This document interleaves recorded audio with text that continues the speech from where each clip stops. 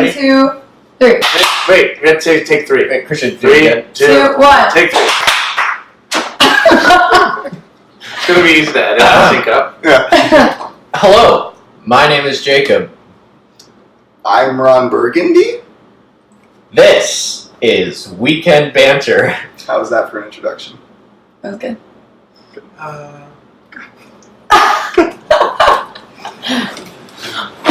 Joining us this week are two very, very interesting people, Mr. Jedidiah Woods and Miss Acacia Bailey. Welcome to the show, pals. So to get started, if you would please both start with you, Acacia. Give us just a slight introduction to yourself, maybe a short, whatever you think is important to your person. Give us who you are. Yeah, so I'm very passionate about a lot of things, and sometimes I think those things are different than what a lot of people said. I'm affirming you.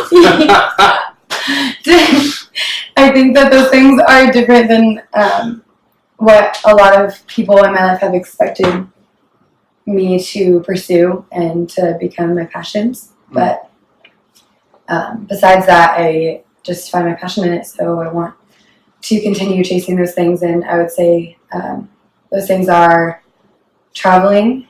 I love art. I love painting. I love drawing. I just want to pursue something creative with my life. I love Jesus, and I love and have a giant passion for people and for just making people's day and being kind to everyone and understanding culture and where people come from and using that to brighten someone's day in the moment or for the long run. I'm also passionate about being a kid and not avoiding like adult responsibilities, but not seeing them as such a burden and not seeing them as something that can overtake life, but being childlike in the way that you live your life and being just having that joy and having that kind of view of life that is not taking life too seriously, but having a good time in it and doing that while loving Jesus and doing things that you're passionate about and not falling into routine, but continuing on with what you want to do and what makes you happy. That was a really good introduction to yourself. 2 questions first. Mm-hmm. Before you, sorry. What do you put on your pizza? And I guess the second question is twofold. What's the coolest place you've traveled to? And where do you still want to go? Ooh, okay. So I put pineapple on my pizza. I worked at a pizza place a couple summers ago, and I would make an individual pizza with double pineapple, light sauce, light cheese, and have it extra crispy. So you had toast with pineapple. Pretty much. A little cheese. I like when the cheese burns. Kind of gross. Everyone judged me at the pizza place for it, but it was good. And then I would say that my favorite place I've ever been to was Venice. It was beautiful, and not just the canals, and that the city's built on water, and it just looks like you're on like the side of a river all day and walking on a boardwalk. It's not just that. I was walking around Venice one day, and I thought that's all there was. I'd never seen any other pictures of Venice, and it opens up to this giant kind of courtyard bay area, and the water was just this beautiful silvery blue, and the sun was going down behind this palace, and there was a beautiful clock tower in the distance, and I just didn't know that was a part of Venice, and I was not expecting it, and it was the perfect timing, and I got lost from my friends, actually, and my phone didn't work because my data didn't transfer over, and I didn't mind. I just went off by myself and stood on this little boardwalk area and just looked at the sunset for 30 minutes until they found me, and they're a little mad that I didn't go back to find them or go back to where I lost them, but it was worth it. It was so beautiful. And where I still want to travel to? This is such a funny question for me because I want to say everywhere, and I actually mean it. But what's been on my radar for a long time is Australia. It seems really cool, and there's a lot of different parts of Australia, I think, that are very outdoorsy, but also, like, city. Okay. Very cool. Yeah. Jed, introduction to yourself. My name is Jedidiah. Man, I don't know. I like a lot of things, like Acacia said. kind of weird, I guess, and random. And I think that's okay. I like doing things I've never seen done before. And I really like stories. I think stories are the best way to learn about the world and yourself, ironically. So, yeah, Cool. kind of a boring intro, but I guess it's an intro. That's good enough for us. Same question to you, Jed and Acacia. Pizza? I guess it's really super basic, normal, but I just like pepperoni mostly. That's like my favorite thing. Normal cheese. Pineapple, is that Yeah. bad or you just don't care? Someone gave me some free pineapple pizza the other day, and I did eat it, but I did make a point to take off the pineapple. Because Okay. it This is kinda a goes hot me out. topic in the media right now. His eyes were Ask judging everybody. me when I was explaining my pizza. What's up? It's a His hot face topic. was disgusted. I was That's a just weird cringing a thing. little bit, but that's okay. It's It is. sounds like country music. There's a little bit. Anyways, yeah, and then favorite place, and which is I asked this question actually. I asked it a lot, but I know that's like an impossible question because every place is amazing for some reason. Yeah. But I think one of the places I had like so much joy was there's a little tiny town. It's almost the most northern town in Iceland. It's called Ísafjörður.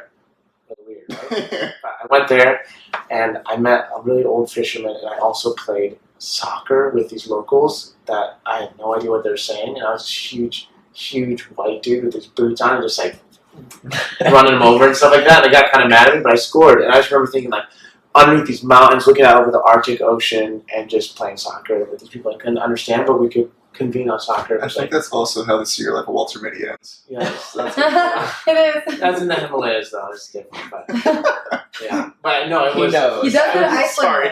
It was definitely. Yeah, he definitely does go to Iceland. He you're does. right. It was definitely. That was a dreamy time. I felt really blessed. Yeah. And then next, hopefully at the actual end of the summer, to go see my sister in Dubrovnik, Croatia, where she's living. I haven't visited her yet. I really want to visit her. So. Very cool. Yeah. Okay. So it seems like the favorite places that you guys have been, hard to narrow it down to a single place. Why was the best? But because of, in that moment, it was a kind of pure joy that you felt in something that was, bigger than just being in school, normal day. Like I haven't traveled the world or anything, but one of my favorite places that I've been to is just very specifically just the Roastery Reserve in Seattle, the Starbucks Roastery Reserve, and I've been there. it was there my favorite place in the world because I was there on Christmas Eve. It was the coffee was incredible, such a fun experience. Then it just started snowing on Christmas Eve in there, Oh, so it was kind of just like those very specific moments where it's Yeah. like a special thing. It just kind of you couldn't have planned it, but that's why it's everything associated with it. Just that's why it's your favorite because it's just a beautiful, simply joyful moment. And that's why it's kind of your favorite place. Is that kind of true for you? Yeah.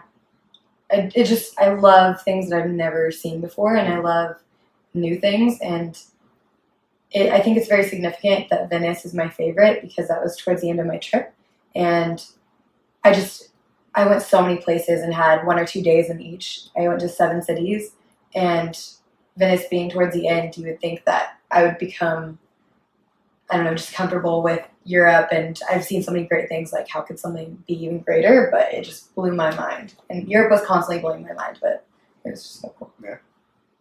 And I love the color of water when the sun is going down during specific sunsets when it's that silvery blue color. Like that's one of my favorite things in nature. That trip you did have to Iceland, you were just talking about, that 3-week, it was a 3-week where you just backpacked Iceland, right? yeah, it was a little over 3 weeks. Okay. Almost a month. What is something that inspires you or urges you to feel like that's something you should just go and do? Was it a planned thing, or was it just a spur of the moment, like, I'm just going to hop on this plane and just go to Iceland and backpack for 3 weeks? It was definitely planned to a degree, but a lot of the planning was planning for the unknown, like so planning to not know what you're doing just to see what happens. And yeah, that's what makes it the most fun because I feel like adventure doesn't really happen until something goes wrong, and that's when adventure starts happening. And so you have to kind of plan for that. Otherwise, if you plan for everything, it's not that fun and kind of just gets boring and predictable. But Yeah. Yeah, and it's When definitely worth it. When I talk to Jed about my trips and I tell him what I'm planning on doing, he always tries to make sure that I leave room for adventure and don't plan it to its max. And he makes sure that I leave time for the unknown. So. How do you feel that the best way to find adventure is just get out there and just go? Do you look for adventure, or do you kind of let adventure find you? look for it and both, but primarily look for it, but you have to look for it in people. So like the best part about traveling is like the people that you meet, and that's where the most adventure is. That's where the most like that pure joy is. Like the best part about like the most fun that I've had places is because of the people I've been with or people I've met, or, like the experiences I've been impacted with through people. So people are definitely the focal point for traveling, and that kind of crosses all levels. So look for the people, and you'll find plenty of adventure. Very cool. That was poetic. Pretty solid place. You know me, I'm pretty well traveled. I've been to California. We went to Costa Rica once. We did that. There you go. Costa Rica. Man, it was awesome. We went there on a missions trip, and it was like, it's cool because there's the first world part where it's all resorty and everything. You know, it's all the hotels and nice beaches, and then you go to this town where it's the people don't have electricity, and there's people just like kind of living in shacks, and we did like a Bible distribution there. That's when it's those kinds of times when That was surreal, yeah. You can't even. These people have nothing. They have like fan, just like that's like their nicest, most expensive thing. It's just like a tiny little fan. Oh. And you come, there's like 12 of you. You walk on the door, knock on the door, and they like welcome you all in. They only have a little bit of coffee, but they want to give it to you. Like you know that they're probably not gonna have coffee for like 2 weeks now, but they don't care. It's like it makes them happy. And seeing the way they live their life too, just like literally was these shacks that are very run down. They used to be houses. People just kind of make their house in it, and it'll be the same. Their dining table, there's like 4 chickens just kind of chilling on their dining table, you know. But it's I like that. as it is. But it's like it's in those moments where the people of Christianity or of some faith down there, their faith is very different than ours because it's, you know, they've lived different lifestyles than us, and so it's you interact with them, and you're there to do a Bible distribution or to do a prayer walk or to pray for them, and it's like as much as you're there for them, they're also kind of there for you because they impact your life kind of in some ways more than I feel that you impact theirs in the way that you see God move in their life, like whether it be some prayer they pray for them right there, and then you see the prayer answered, and literally miracles happen in front of your eyes, and you witness God's that power that is spoken of in the Bible. You see it in those places that it's like it's not prevalent here, but it's so prevalent there, and it's when you go and you see these people that are, it's just different there, and you see the way that Christianity moves and how God works, and it's really amazing how that adventure kind of comes from there, just doing whatever it is that go out and doing something. That was poetic too. I was waiting for that. You would plan that? Yeah, I was waiting for you to say that. Beautiful. Thanks. Alrighty, Jed, you have graduated a few hours ago. How's that feel? It feels pretty normal right now, actually. I'm kind of actually really excited. Really cool to live life. Does it feel weird not being stressed out, like you don't have to study for something? I'm still stressed out. I have a lot of homework still. Yeah, but I mean, when that comes, I think so. Like Sunday nights will be a good time again, I think. Yeah. Which I'm looking forward to. And you're a person who just waits until the Yeah. to do it all. Yep, I do. If I do it, that's when I do it. Are you just letting the adventure come to you on Sunday nights? Yeah. Well, I mean, I definitely like plan for it usually, kind of, or at least check it out at 6 at the latest. But yeah, but it's the best because I perform very well under stress. So I just wait till then. I just kick it all out in 2 hours usually. What I've heard is do today, do today. So if it's DUE today, you do it today. Hey, is that do today, do tomorrow or something? Acacia Bailey. Do tomorrow, Or do you today. do today, do today. Yeah, Is that it? totally. But Yeah. the actual term is like do tomorrow, do today. That's right. Is that one of those things that people put on their bathroom wall? Yeah, and like Yeah. say Yeah. It's the same thing like live, laugh, love. Yes. Do today, And do like tomorrow. Sanskrit. That's a stick on my laptop. So Yeah, it reminds me to not do my homework until Sunday. There you go. yeah, oh, I love that stuff. So what are your plans after graduation? What you got going on? Well, I'm trying to free up my schedule so I can work on some things. So, I'm going to try to do contracted and freelance videography, photography. I just got a contracted job that'll give me kind of like the consistency of being able to pay the bills with GC as a photojournalist. Like kind of what I was doing as a student worker, but now I'll be doing it as contracted off campus and stuff, and that I think will be really cool. But mainly do that, and then do like photograph other things like weddings and junk like that, just so I can. Weddings are junk. No, it's cool. I love weddings. So I meant, yeah. I know what you meant. I was just kidding. You're just bantering me. But, Nice. That's what we do. That's what we do. Oh my God. Jedidiah Woods, everybody. Slide in the name there. Yeah, so I can work on these 2 projects I'm working on. They're kind of startup projects that I'm really passionate about. And I've been blessed so far with them, and I think if I can just like work on a little harder with the team and stuff, we can go farther. So I need to open up my schedule, my life. So that's the plan. Freelance, contractor, I work on those things, and if it doesn't work, if I can't pay the bills, I'll have to get a full-time job. God forbid. I can't imagine. I can't imagine myself either, but I would do if I had to, so. Would you ever cut your hair for a job? Yeah, I usually think of 2 things. I'd cut my hair for a job, or like a girl I really liked. If she didn't like the hair, I'd cut it. If a job, I really like the job, and then I could count the hair, I'd cut it. So I'm not like super attached to it, but I just haven't found a reason to cut it yet. A good enough reason, I should say. So I just haven't done it. Pretty fair. Yeah. And Acacia, you are not graduating, soon to be, but you're not coming back next semester. No. What's going on with your life? So I applied and got the Disney college program internship in Orlando. Right now it's kind of hard to believe because there's a lot of change going on at school. A ton of friends are leaving. I've said a couple goodbyes almost forever unless I make plans to see those people.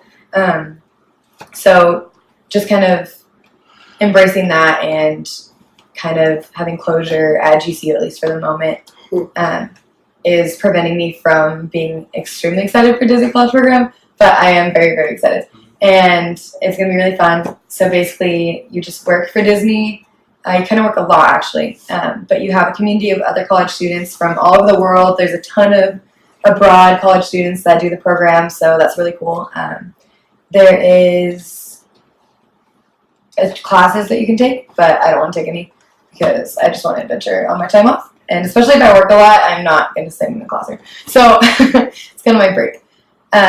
Yeah, so I plan on adventuring around Florida, going to the Carolinas. I've only ever been to Florida for like 30 minutes. When I go to New Orleans, we kind of road trip over, and the border's only like 3 hours away, so we go over there. But I've never actually experienced Florida to its full extent. I want to go to the Keys. I'm planning on going to New York for the first time. So yeah, a bunch of like little small trips, and I assume I'll have like 1 or 2 days off of work, so it's going to be quick. But I will get paid because I'm working a lot, so I'm planning on spending money doing that. Really awesome for you. So you guys, with going off and doing these new things, with graduating, finding your purpose, finding your calling at GCU, how do you find your calling in applying what you've learned here? How do you go out and tie that into your life? What's the best way to find your calling? Like in a vocation? Vocation of a job, of even not a job, if it's just something for fun that you're trying to do. Yeah. Does that make sense? I think so. I'll try to answer it, and I'll see if my answer makes sense. Well, first off, whenever I think about doing one thing forever, I get nervous, and I don't want to do that. So, first thing is I always want to be doing new things I've never tried before. Just like, I want to, like, exploring kind of thing, but in the sense of just like everything, like thought, anything, music, just all kinds of stuff. And secondly, within regards to ministry, one of the biggest things I've learned being here at GCU, and it's something that you can apply to anything you do in life, is just listen more. So just listen to people more, and that's sometimes the best ministry you can possibly do. And it's a good place to start, too. It's probably the best place to start, I think. So that's how I think, regardless of what I do. So I always want to be trying new things, but every single thing I do, I want to just listen more to people. Sorry. I just talk really quick. Why am I here? That'd be Just cool. We'll just cut it out. Yeah, like athletic shirt. That's cool. How do you pursue Jesus consistently and truly in your life, with it being your job or just an adventure in your life? How do you make him the center of it all? So a lot of my love for Jesus comes from my love of people and of nature. I find that I find him in those things and in art. So by pursuing my passions, I like to involve him in all of that. So instead of jumping from church and then going on to my day-to-day and going on these vacations, I like to involve him in them. So going on so many trips kind of prevents me from going to church all the time. So seeking wisdom from other people and having Jesus conversations on a daily basis, and just asking him to be a part of whatever I'm doing. So last weekend I went hiking alone, And I just was like, God, like, let's hang out. And like, I was painting, and when I hang out with people, I see God so clearly in them, or like, even if they're not a Christian, I don't know. I feel like God has become a big part of me, and I just feel very close to him, so I like to keep constant communication with him all day. But in the future, I'm going to Disney College program, and I will be the minority as a Christian there, for sure. None of my roommates love Jesus. So I know it's going to put me out of my comfort zone. It's going to be probably the biggest change I have come across my whole life, because I went to a public school my whole life. But my friends love Jesus, and we all served together in ministry, and they constantly were surrounding me. So because I'm going there alone, I'm going to have to create my own community, and I'm going to have to find my own church, and I'm going to have to show Jesus to my roommates. And I'm really excited for that challenge, and I'm really excited for how that helps me grow. And I'm even excited for the struggles, because I think I need to be pushed out of my comfort zone a little bit more. And I love trying new things, so it'll be something brand new. But they're really nice people. I've kind of talked to them a little bit, so it'll be fun. So basically just through relationship and through letting them see how I live my life and how we can all have a good time, but also like I can glorify Jesus at the same time. So I'm excited for that. Jed, this could be a question for you too, if you'd like me to answer it, or Alden, for you if you're just jumping into the podcast here. In terms of making that relationship with Jesus personal, not just something that is from school or church that you've learned, but making it a personal relationship, what is the best way that you find you can make it personal? Is it through worship? Is it through praying? Is it through reading your Bible? Or how do you make it that you feel that you know Jesus personally? I think it's like all the things you said combined. I think Jesus shows himself in a variety of ways, because he made a lot of things, as in everything. So I think he shows himself through each thing. So I think he shows himself, like Acacia said, through like nature, but also like through the Bible, but also just reading any book. I think he can show himself through. I think he shows himself through the beauty that's in the world, like the objective beauty that you can find in nature, but also just like in good music or good literature, like a beautiful like pattern that you find in nature, or just even in buildings. Like you can find Jesus a lot. And I think one of the biggest ways I see Jesus, like I've been mentioned a lot, but as in people. Because I think even if people don't realize that Jesus is in them, I think Jesus can show himself through people, but they just don't realize it yet. Yeah, I think it's really interesting just kind of hear how like each person sees Jesus differently through different things. Like I am probably like less adventurous than you guys, but I feel the same way. Like obviously my goal is to be in constant communication with him, and I find that like through conversations and through just like gaining wisdom from other people, or just like I feel like a lot of alone time with the Lord, whether that is through worship or reading his word or just journaling, whatever it may be.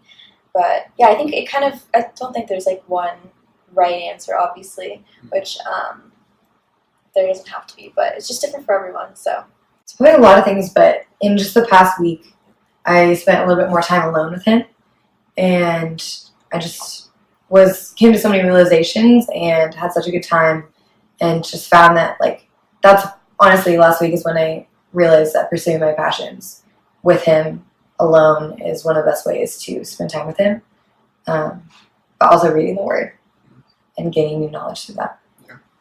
I think that for us, and the Bible said that we've done with friends, is that a big part of it for me is not only being alone with Jesus, but also having a community of friends around you that, like we're all saying here, you know, we all have a different view on Jesus, but a different way to connect him and different things we've all learned. You can share that with everyone. And I think having that fellowship of Christian shared perspective. Yeah. And just being open to whatever it is anyone has to say, and being in that community. Community is very important. You know, I think we were created to be relational creatures. You know, you can't do everything alone. And so for me, I've definitely learned this year through this college year is just that community of people and fellowship is a great way. That's how God created us to have a relationship and fellowship with people. I think it's a big part of it. All right, so there's one last thing we would like from each of you, and that is, what is the 5 biggest things or like most impactful things you have learned through being here on campus that you could pass on? Not necessarily like in a classroom, like I learned this in accounting, like that. Nobody wants that. What is the 5 like life lessons that you could pass on to students in college right now. What would you tell somebody coming into college how to make the most of their college time? I would just say two things because I feel like 5 waters all of them down. So I would say the first thing, listen more. Just listen more. Okay. Second thing is that quote that I said earlier that the guy said, which is one of my favorite quotes, is don't let school get in the way of your education. So you have to know when it's okay to skip class and do things that are more important. I mean that. And that doesn't mean playing video games. That means like going to meetings that are going to build your future or invest in someone who's hurting or something like that. I work for Discover, so I talk to incoming GCU students or possible future students, and I always encourage them to get involved. Just be around campus. Don't lock yourself away in your room all the time. Obviously, it's important to have alone time, but if you're gonna eat around people. If you're gonna study, go to the library or the coffee shop. But that's the best way to create relationships and to really, especially at GCU, to get involved because it's such a friendly environment and everyone wants to meet other people and everyone's constantly looking for friends. No one's ever content with the ones that they have. They're content, but they always are open to more and always want to talk to more people. So I suggest that they'll have the best future here if they put themselves somewhere public and open themselves up to meeting new people. And I also tell them that getting involved in leadership is super awesome. I wasn't involved until this year, and I love it so much, and I kind of regret not doing it. But also, have an open mind because everyone or most people have cars on campus, and if you have a car, that means you can go somewhere. And I would say that GCU has been one of my favorite places and actually has made me more adventurous as a person. And now that's usually the first word that comes to people's minds when they talk about me, which is crazy. But GCU has allowed me to do that because I'm around so many other people with the same zeal for life that I do. And obviously Arizona is just a great place for traveling, but get in a car and go. Don't think about it. Be spontaneous. Leave in the middle of the night. Come back early in the morning the next day or whenever, and just keep your mind open. And you're in college. Enjoy it. That's really good advice.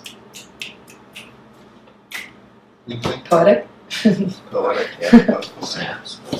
I kind of want to say ask me again in a year when I graduate, but also if I'm speaking for the last 2 years, I think I would say be patient because the Lord is faithful, and that's just the theme I've seen, and I've had to learn the hard way sometimes.